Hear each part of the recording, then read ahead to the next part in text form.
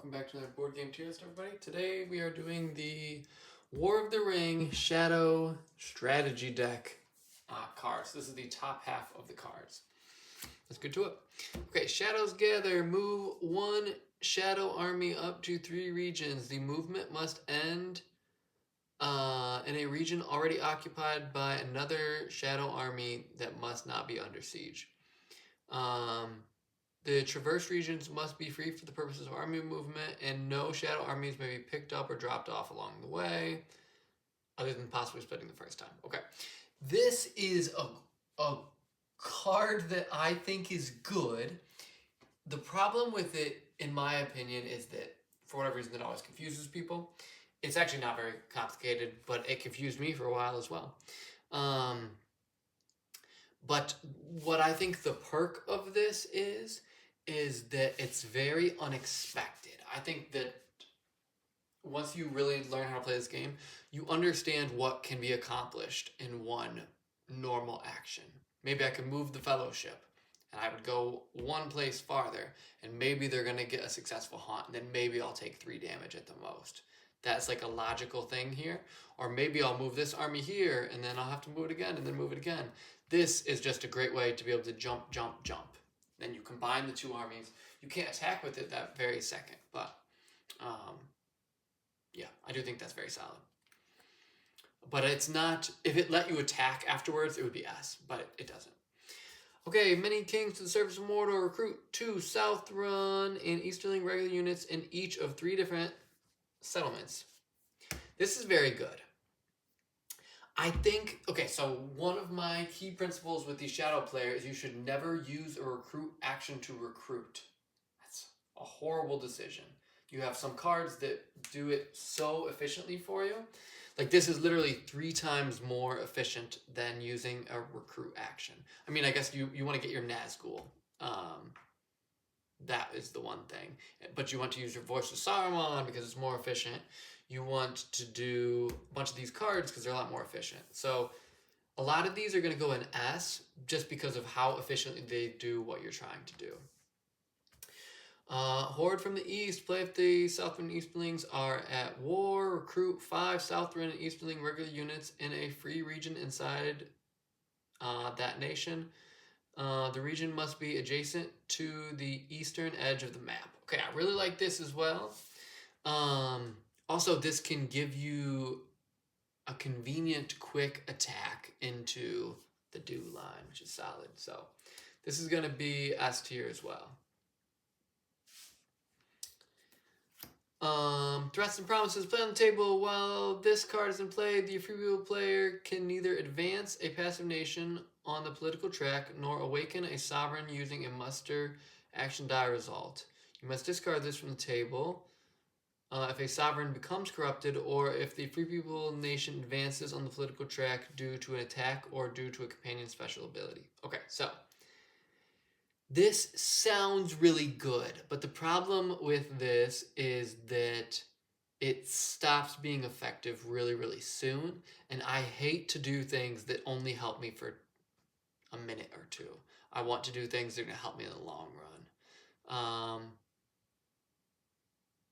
I mean, I guess it kind of like puts a pause on the timeline, I guess, which could be good theoretically, but I'm going to put this one all the way down in C. Orcs multiplying again. Recruit 3 Sauron regular units in Dol Guldur and 3 in Mount Gundabad. This is another one that's going to go to S. The Great Winged Creatures. Play if all Shadow Nations are at war. Recruit a Nazgul in each Shadow army containing at least 1 Nazgul, excluding the Witch King. So if you do this correctly, how this should work, let's just say you got this before you've done much with your armies, is that you start with 4 Nazgul on the board, and then you get to duplicate each of them. So now you have all of your Nazgul out. This is just ridiculously good.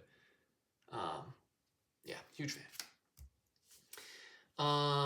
And sometimes your Nazgul can die. So if your Nazgul died, this is even if you've recruited some early on, if your Nazgul have died, this is a really good way to get to them back. Okay. Madness and Horror. Play of Sauron is at war. Choose a free rule nation in a region adjacent to or in the same region as a Sauron stronghold. Roll 3 dice and score a hit against each of these on a 5+. Then a Free People army is under siege inside the Sauron stronghold. Recruit 2 Sauron regular units in the same region. Otherwise, recruit them in an adjacent free region. Okay.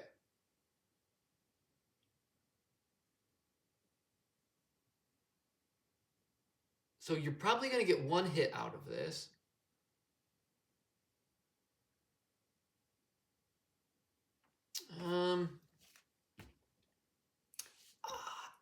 I'm just going to put this in B. This could be helpful. I feel like a lot of the time this will not be helpful. But I can think of some games I played where this would have been very nice. I guess I've just haven't seen that much. Okay, Pits of Mordor. Play of Sauron as at war. Recruit 2 regular units in each of 3 different Sauron strongholds. Another one that's S.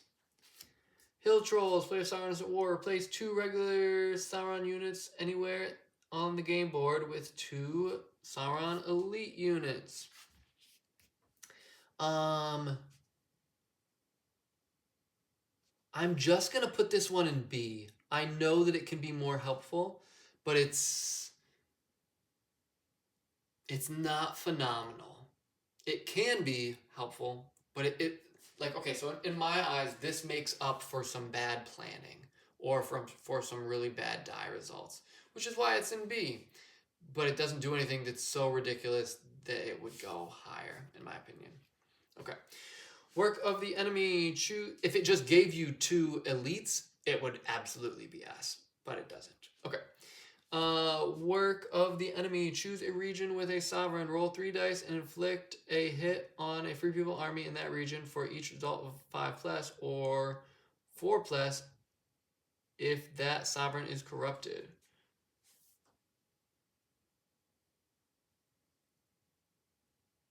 I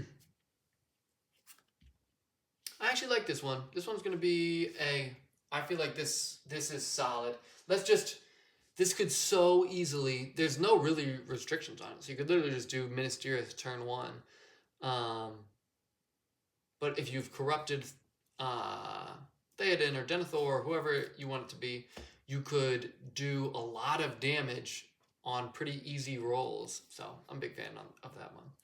Half Orcs and Goblin Men. Play of Isengard's at war. Recruit 1 Isengard unit in a region where a Shadow army is present. This one I'm going to put in A, and the reason I'm going to put this in A is because you will almost certainly have Saruman in play, and because Saruman's in play, you get the elite unit, and that elite unit's also a leader, so I think it can empower a lot of really good stuff. It can also work against you, but I think it's solid. Musterings of a long-planned war. Play if all Shadow Nations are at war. Recruit 5 Southrun and Easterling units in Gorgoroth and 5 Sauron units in Nirn. Okay, so like this, I think this card is so good. It gives you 10 units. And there's a few things that are really good about this. Number 1, if you are playing a long game, there's a chance that you actually don't have a ton of Sauron regular units left to recruit if you've gotten lucky and gotten a bunch of these other cards. So the great thing about this one is that you get 5 Easterling units, which you can get into play, and then 5 Sauron ones as well. So that's, if you needed to have 10 set aside to use this, that would just be insanity. But it's 5 of each in this case. So I think this one is super good. This can help you defend Mordor. This can restock your troops, and then you can do the Shadows Gather afterwards to move some people. So I think there's a lot of good stuff. Okay. The Palantir of Barad-dûr. Play on the table once per turn. While this card is in play, the Shadow player can use a muster action die result as an event action die result instead. The Free People can get rid of this with the Will of the West or any action in a Elven Ring. So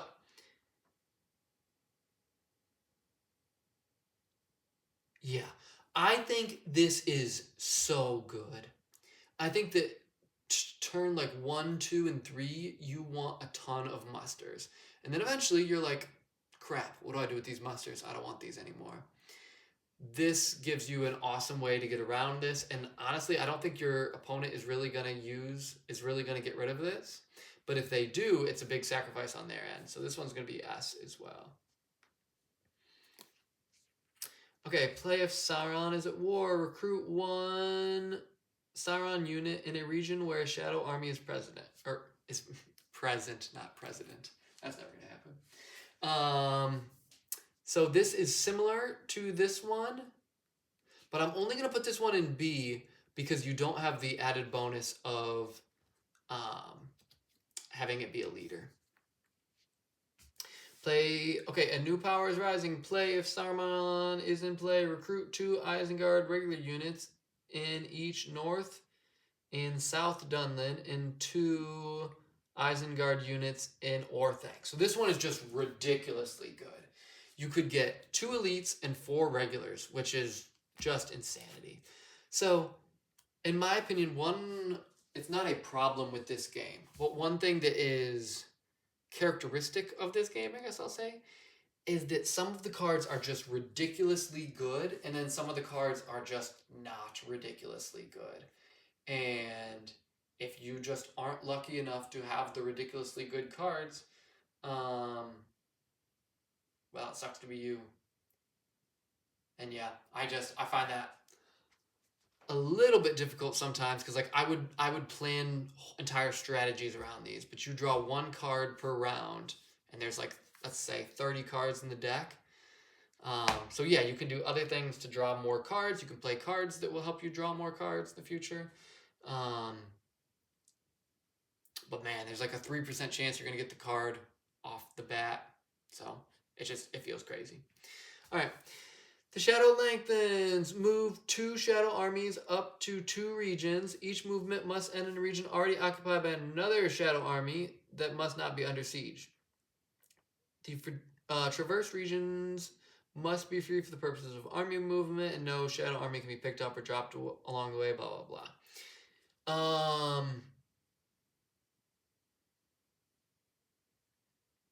Yeah, I don't love this. Maybe this is good. Maybe there's times when this would be really helpful. I feel like Shadows Gather is a lot better. But this one, I'm going to put all the way down in C. I feel like this one confuses the crap out of people. And the massive problem for it is most of the time if you're moving armies, your armies that you move should have... The armies that you move should... be like 10 capacity or whatever, because that's the most efficient way to move armies. So if you're moving a bunch of armies that each have like 2 people, this is horrible. Maybe you've done some of this recruiting stuff, so now you can do it, but that really only matters in Mordor. So I just feel like that's a really bad card. Honestly, if we're gonna be jerks, we might as well be hardcore jerks. We're gonna put this in F. The Return to Valinor. Play if you control at least 1 elven stronghold or if at least 1 corrupted companion is in play.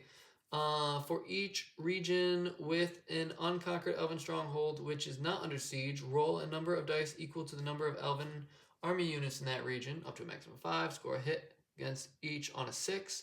If 2 or more corrupted free people sovereigns are in play, score a hit on 5+ instead. I've used this card before, and I do think it's good. I think it's an interesting card in that it can do some helpful stuff for you. I don't know that I would say that it's game-changing, so because of that, I'm going to put it in B.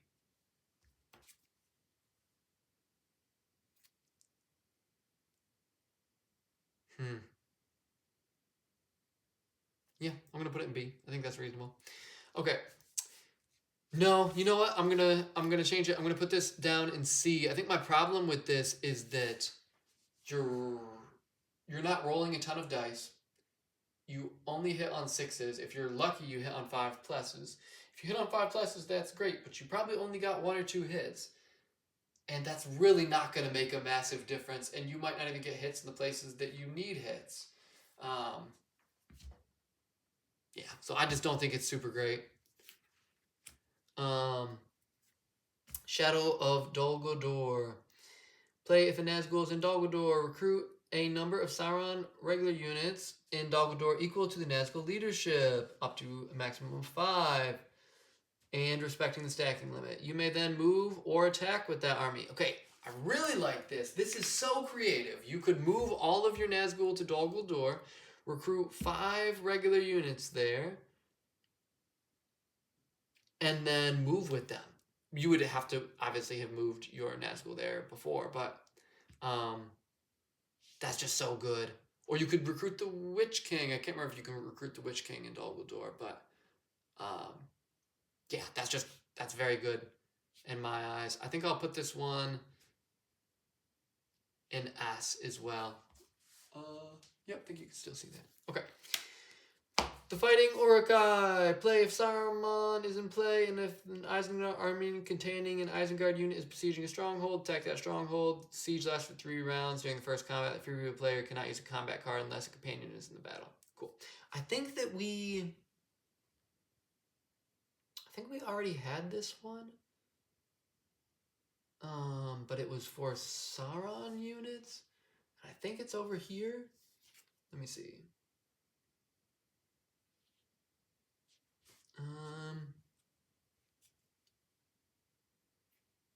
Well, I'm assuming we put that one in S. I think this one deserves to be an S as well. That's so good. All right. Shadows of the Misty Mountains. Recruit 2 Sauron units and 1 Nazgul, either in Mount Graham or Moria. Yep, I'm gonna put this one in S as well, which is very good recruiting. Plus, you could get the Balrog afterwards, and you just need to activate the Balrog, and then you just have a ridiculous army with 3 elites, 2 regulars, the Balrog, and that's just with the Balrog in this card. So, oh, and a Nazgul, I guess. The king is revealed. Play if either Aragorn, Denethor, or Aragorn or Denethor is in play. Recruit 5 Sauron regular units and a Nazgul, plus 1 Sauron regular unit or Nazgul for each awakened sovereign in play, and Minas Morgul. Wow.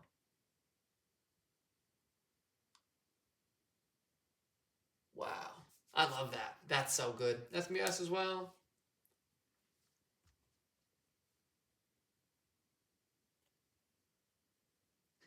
Yep. Okay, Denethor's Folly. Play on the table if Denethor is in play and not awakened. When this card is in play, Denethor cannot be awakened. The free people player cannot use combat cards for battles fought in Minas Tirith or in a region with Denethor.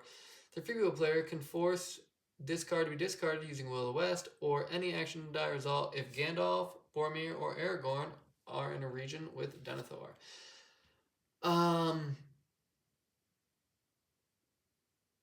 Okay, let's do this one fairly.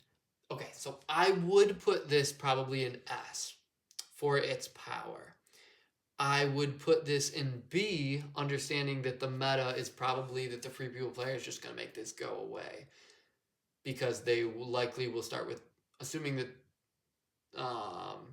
everything has been broken up, that the Fellowship has been broken up, that Boromir has begun the game in Minas Tirith. So because of that, because of those two together, I'm going to put it in A. Because I think it's a really good card that will probably be countered, but at least you make the people have to counter it. And if they somehow can't, you're just killing it. Okay, The Day Without Dawn. Play if all Shadow Nations are at war. Discard all unused Tree People action dice that show Will of the West result. Okay, so that one's just ridiculously good. That one's S as well. Return of the Witch King. If the Witch King is in play, move the Witch King to Angmar, then recruit 2 Sauron regular units and 1 Sauron elite unit there.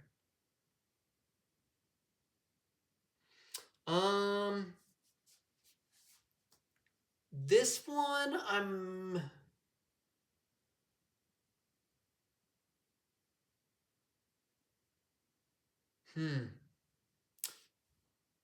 Okay, I'm gonna put this one in B And the logic of this, it still gives you 4 hit points, which is good, but you have to have the Witch King in play. You have to want to move him to Angmar, which can sometimes be really nice, because then you can do a war in the north kind of thing.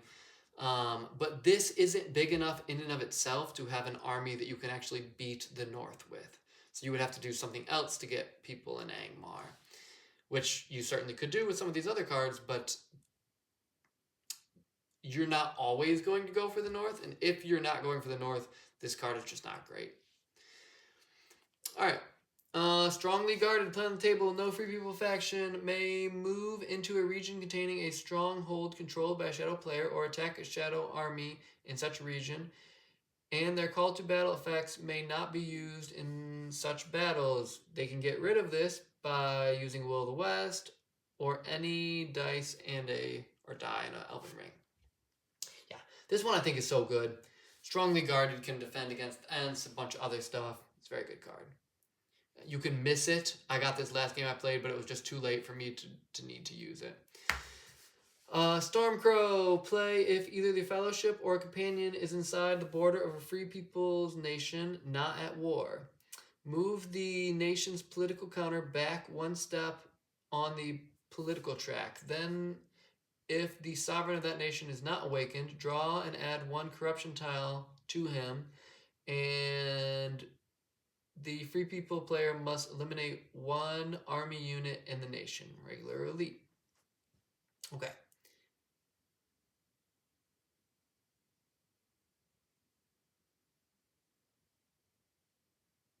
Yeah, so I actually feel like this one is very, very usable.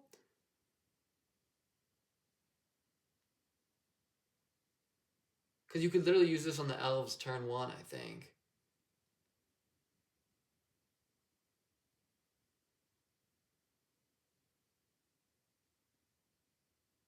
Yeah. Yeah, let's see. Then if the sovereign of that nation is not awakened. Yeah. We'll put this one in A. I don't think it's massively helpful, but it's really easy to use. Okay, 2 more cards.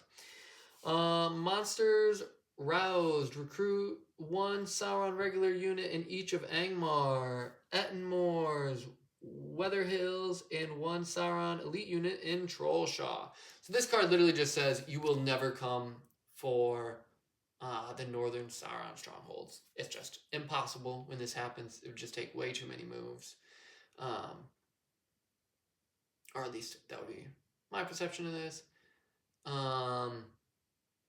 But the problem is you're not putting your troops in places that you necessarily want to put them. So this is not a card you'd want to play early game. But it's a very strong deterrent. So I'm going to put this in A. Because it can be really helpful, and that northern area is very susceptible to being attacked, I guess. Okay. The shadow is moving. Play if all shadow nations are at war. Move up to 4 different shadow armies, 1 region each. Really like this card.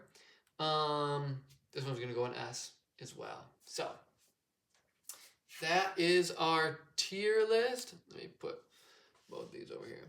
So that is our tier list. Ton in S, some in A, small amount in B, some in C, some in F. So I think that the conclusion of this is that the cards are all really, really good. Yeah, just a huge fan. So I would actually say the strategy deck is better than the character deck, but if you're going the corruption route, then that's good as well. But anyways, thanks for watching, everybody.